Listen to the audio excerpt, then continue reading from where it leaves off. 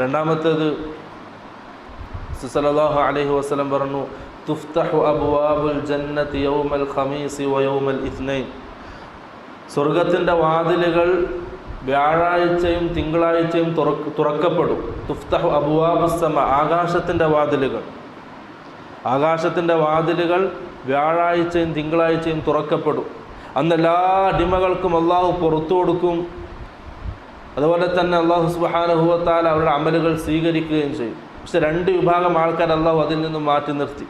അള്ളാഹു ആ മഗ്ഫിറത്ത് കൊടുക്കുന്ന സമയത്ത് 2 വിഭാഗം ആൾക്കാർ അള്ളാഹു മാറ്റി നിർത്തി. ഒന്ന്, അള്ളാഹുവിൽ ശിർക്ക് ചെയ്യുന്നവർ, അവർക്ക് അള്ളാഹു ആ സമയത്ത് പുറത്തു കൊടുക്കൂല. 2, പരസ്പരം പിണങ്ങി നിൽക്കുന്ന മുസ്ലിമീങ്ങൾ, പരസ്പരം തെറ്റി അകന്ന് കഴിയുന്ന മുസ്ലിമീങ്ങൾ, അവർക്കും അന്ന് പുറത്തു കൊടുക്കൂല. അവരുടെ തൗബ അള്ളാഹു സ്വീകരിക്കുകയുമില്ല. ആ ഹദീസിൽ പറയപ്പെട്ടു, മലക്കുകൾ ചോദിക്കും അള്ളാഹുവിനോട്, എന്ത്